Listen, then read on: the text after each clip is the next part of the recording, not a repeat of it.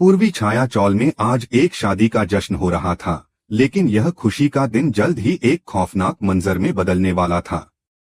भारती और वरुण की शादी की तैयारियां अपने शबाब पर थीं। हर तरफ गेंदे के फूलों से सजावट थी और अनुपमा, जो हमेशा दूसरों की खुशियों में मगन रहती है, पूरी शिद्दत से मेहमानों की खातिरदारी में जुटी थी। मगर ये सब कुछ ही देर में तहस-नहस होने वाला था। यह एक ऐसा जश्न था जो बर्बादी के तूफान से पहले की शांति जैसा महसूस हो रहा था।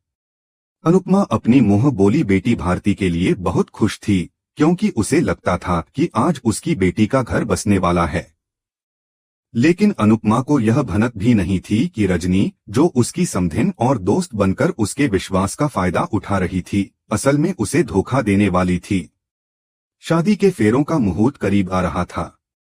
राही और प्रेम, जो इस शादी के खिलाफ थे, एक कोने में खड़े होकर हालात को देख रहे थे। उन्हें यह महसूस हो रहा था कि वरुण एक धोखेबाज है, लेकिन उनके पास ऐसा कोई ठोस सबूत नहीं था जिससे वे सबको सच दिखा सकें। राही की बेचैनी बढ़ रही थी, लेकिन प्रेम उसे शांत रहने की सलाह दे रहा था, क्योंकि बिना सबूत के हंगामा करना अनुपमा की नजरों में उन्हें और गिरा सकता था। तभी अचानक एक ऐसी आवाज आई जिसे सुनकर सभी के चेहरे की रंगत उड़ गई। शुरू में यह आवाज ढोल की ध्वनि या बादलों की गड़गड़ाहट लग रही थी, लेकिन फिर यह आवाज तेज होती चली गई। चोल के पुराने बर्तन हिलने लगे, सजावट की झालरें कांपने लगीं। अनुपमा ने चौंककर गेट की तरफ देखा और उसे लगा कि शायद कोई गलती हो रही है, लेकिन तब उसने जो देखा वह किसी डरावने सपने जैसा था। एक विशालकाय पीला बुलडोजर धूल के गुबार के बीच गेट के सामने आकर रुक गया। इसके पीछे पुलिस की जीपें और कई कन खड़ी थीं। यह दृश्य किसी शादी का नहीं, बल्कि युद्ध के मैदान जैसा लग रहा था। संगीत रुक गया, सबका ध्यान उस विशाल मशीन पर था। अनुपमा दौड़कर गेट की तरफ गई और हाथों से ड्राइवर को रुकने का इशारा किया, लेकिन बुलडोजर का इंजन नहीं रुका।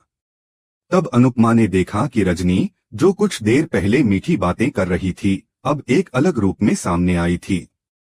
रजनी ने माइक लिया और ऐलान किया, शादी का मुहूर्त खत्म हुआ, अब बर्बादी का मुहूर्त शुरू होता है। यह सुनकर अनुपमा सन्न रह गई और कांपते हुए पूछा, रजनी जी, यह क्या मजाक है? आज तो भारती और वरुण की शादी है, यह बुलडोजर क्यों? रजनी ने जोर से हंसते हुए कहा, अनुपमा, तू बहुत भोली है। शादी? कैसी शादी? कौन वरुण और कौन भारती? यह सब तो एक नाटक था, एक ट्रैप था ताकि तुम उन पेपर्स पर साइन कर दो। उसके बाद वरुण ने अपना सेहरा उतारकर फेंक दिया और अपनी माँ के पास दौड़ गया। वह चिल्लाकर बोला, मुझे क्या पागल कुत्ते ने काटा है जो मैं इस चोल वाली लड़की से शादी करूंगा? यह सुनकर भारती अवाक रह गई। अनुपमा को ऐसा लगा जैसे किसी ने उसकी जिंदगी ही छीन ली हो। उसे याद आया कि उसने रजनी पर विश्वास करते हुए उन पेपर्स पर साइन किए थे, यह सोचकर कि वह चोल के रेनोवेशन के पेपर्स हैं, लेकिन असल में वह चोल को गिराने और जमीन रजनी के नाम करने के कागजात थे। राही और प्रेम दौड़कर अनुपमा के पास पहुंचे।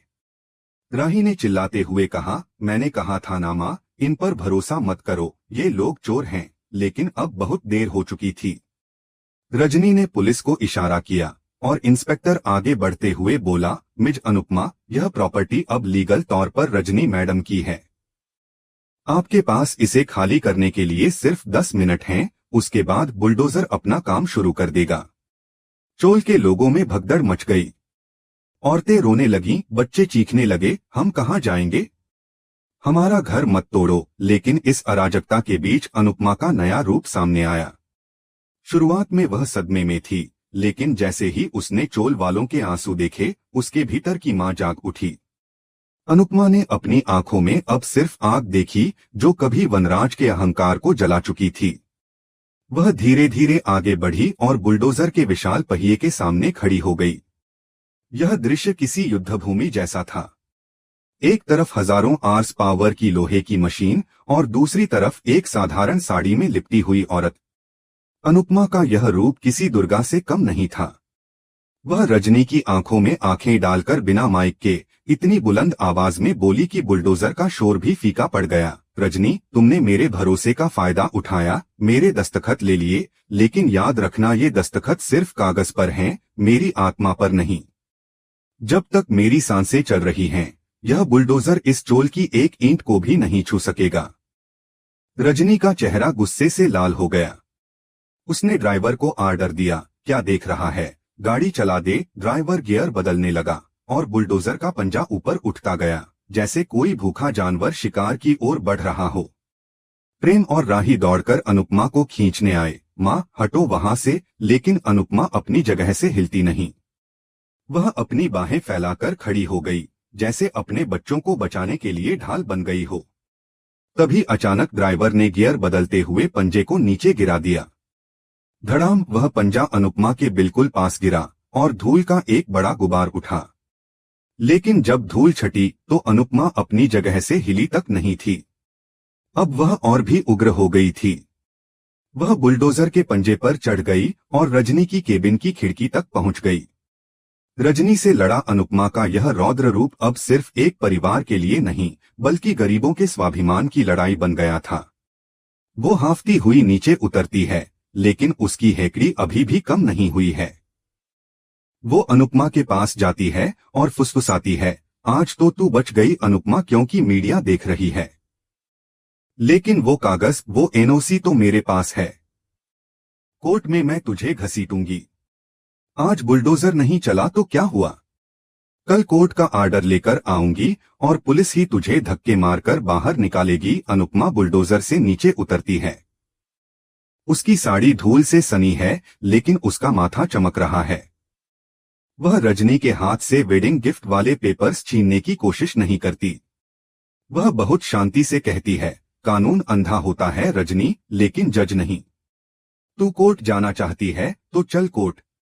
अब लड़ाई सड़क पर नहीं, इंसाफ के तराजू पर होगी। लेकिन याद रखना, जब एक माँ अपने बच्चों के लिए लड़ती है तो बड़े बड़े साम्राज्य ढह जाते हैं। तेरी यह बिल्डर कंपनी क्या चीज है। तभी वहीं एक और हाई वोल्टेज ड्रामा होता है। वरुण, जो अब तक चुपचाप तमाशा देख रहा था, मौका देखकर भागने की कोशिश करता है, लेकिन चोल के लड़के उसे घेर लेते हैं। भारती आगे आती है।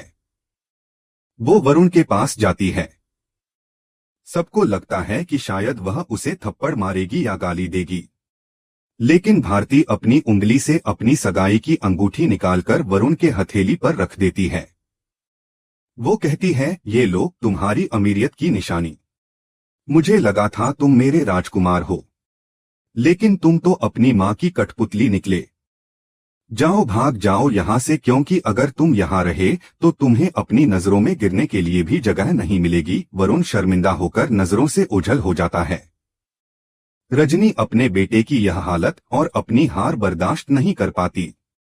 वो जाते जाते चिल्लाकर कहती है, हंस लो, जितना हंसना है हंस लो, लेकिन 24 घंटे, सिर्फ 24 घंटे का वक्त देती हूँ। अगर कल शाम तक यह चौल खाली नहीं हुआ तो मैं वो करूंगी जिसकी तुम कल्पना भी नहीं कर सकते। मेरे पीछे वो ताकत खड़ी है जिसका नाम सुनकर अच्छे अच्छे कांपते हैं। रजनी अपनी गाड़ियों के काफिले के साथ वहां से निकल जाती है। बुलडोजर भी वापस मुड़ जाते हैं। चोल के लोग राहत की सांस लेते हैं और अनुपमा की जय के नारे लगाने लगते हैं। लेकिन अनुपमा खुश नहीं है। वह जानती है कि यह सिर्फ आज की जीत है। असली युद्ध तो अब शुरू हुआ है। रजनी ने जिस ताकत का जिक्र किया है वो कौन है, और सबसे बड़ी बात, उन साइन किए हुए पेपर्स का क्या होगा। अगर वह पेपर्स लीगल निकले तो अनुपमा कोर्ट में कैसे साबित करेगी कि उसे धोखे में रखा गया था। तभी भीड़ छटने के बाद प्रेम के पास एक कुरियर बॉय आता है। वह प्रेम को एक लिफाफा देता है। प्रेम उस लिफाफे को खोलता है और उसके चेहरे पर एक रहस्यमयी मुस्कान आ जाती है। वो दौड़कर अनुपमा और राही के पास जाता है।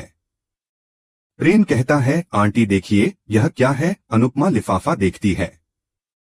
उसमें कुछ पुराने दस्तावेज हैं और एक चिट्ठी है। चिट्ठी पर किसी का नाम नहीं है, बस एक निशान बना है, कपाड़िया एम्पायर का लोगो। प्रेम कहता है, यह क्या है? क्या इसमें उस चोल की जमीन का असली सच छिपा है जो रजनी के दावों को झूठा साबित कर देगा? अनुपमा के चेहरे पर राहत के आंसू आ जाते हैं। प्रेम की मुस्कान में छुपा सच यह है कि जैसे ही अनुपमा बुलडोजर के सामने खड़ी थी, कोई और भी था जो पर्दे के पीछे से उसकी लड़ाई लड़ रहा था। सच्चाई यह थी कि कपाड़िया एम्पायर ने उन पेपर्स को अपने कब्जे में ले लिया था। अनुपमा के चेहरे से राहत की लकीरें साफ नजर आ रही थीं, क्योंकि वह जान चुकी थी कि अनुपमा के पास अब जीतने का असली हथियार था। प्रेम उस लिफाफे में छुपे दस्तावेजों को पढ़ता है और कहता है कि रजनी जिस एनओसी के दम पर उछल रही थी, वह एनओसी ही अवैध है। प्रेम बताता है कि उस लेटर के मुताबिक पूर्वी छाया चौल की जमीन असल में किसी एक मालिक की नहीं है। यह जमीन 20 साल पहले एक चैरिटेबल ट्रस्ट को दान कर दी गई थी और उस ट्रस्ट के नियमों के मुताबिक इस जमीन को बेचा नहीं जा सकता, केवल लीज पर दिया जा सकता है। रजनी ने अनुपमा से साइन तो करवा लिए, लेकिन ट्रस्ट के ट्रस्टी के साइन के बिना वह पेपर्स रद्दी के टुकड़े हैं। लेकिन सबसे बड़ा सवाल था कि उस ट्रस्ट का ट्रस्टी कौन था? प्रेम उस दस्तावेज के आखिरी पन्ने को पलटता है और वहां लिखा नाम पढ़ता है। हालांकि दर्शकों को वह नाम नहीं दिखाया जाता, लेकिन अनुपमा के चेहरे से यह साफ हो जाता है कि वह नाम उसके दिल के बहुत करीब था। अनुपमा की आंखों में अचानक आंसू आ जाते हैं, लेकिन यह डर के नहीं, राहत के आंसू थे। वह धीरे से आसमान की तरफ देखती है, मानो किसी अदृश्य शक्ति को धन्यवाद दे रही हो। हम सब जानते हैं कि वह अदृश्य शक्ति कोई और नहीं बल्कि अनुज कपाड़िया था। यह साफ हो गया था कि अनुज भले ही अनुपमा से दूर था, लेकिन उसकी नजरें हर पल अपनी अनु पर थीं। जैसे ही उसे पता चला कि अनुपमा मुसीबत में है, उसने अपने पुराने रिकॉर्ड्स खंगाले और सही वक्त पर यह ब्रह्मास्त्र भेज दिया। लेकिन कहानी यहाँ खत्म नहीं होती। रजनी का खतरा टला जरूर है, लेकिन खत्म नहीं हुआ है। शाह परिवार के रंग देखिए। जैसे ही तोशु और पाखी को पता चला कि जमीन अब कपाड़िया कनेक्शन से सुरक्षित हो सकती है, वे तुरंत पलटी मार जाते हैं। पाखी जो अभी मम्मी को कोस रही थी, अब जाकर अनुपमा के गले लग जाती है। तोशु भी अपनी कॉलर ठीक करते हुए कहता है, हाँ, आखिर माँ किसकी है? मैंने तो पहले ही कहा था रजनी आंटी फ्रॉड लग रही हैं। अनुपमा इन बच्चों को कोई जवाब नहीं देती। वो उन्हें हटाकर भारती के पास जाती है, जो अपनी शादी टूटते हुए देख गुमसुम बैठी है। अनुपमा उसके पास बैठती है और कहती है, बेटा, जो हुआ उसे बुरा सपना समझकर भूल जा। आज मंडप टूटा है, लेकिन तेरा हौसला नहीं टूटना चाहिए। अनुपमा भारती को खड़ा करती है और ऐलान करती है, आज शादी का खाना बर्बाद नहीं जाएगा। हम जश्न मनाएंगे। इसलिए नहीं कि शादी हुई, बल्कि इसलिए कि एक बेटी की जिंदगी बर्बाद होने से बच गई और हमारा घर बच गया। चोल में फिर से ढोल बजने लगते हैं। अनुपमा, राही और भारती मिलकर गरबा करते हैं। यह जीत का गरबा है। राही जो डांस नहीं करना चाहती थी, उसे प्रेम खींच कर लाता है। अनुपमा और राही का एक साथ गरबा करना, यह दृश्य फैंस के लिए किसी ट्रीट से कम नहीं है। शाम के समय अनुपमा अपने घर के बाहर बैठी उस लेटर को बार बार छू रही है।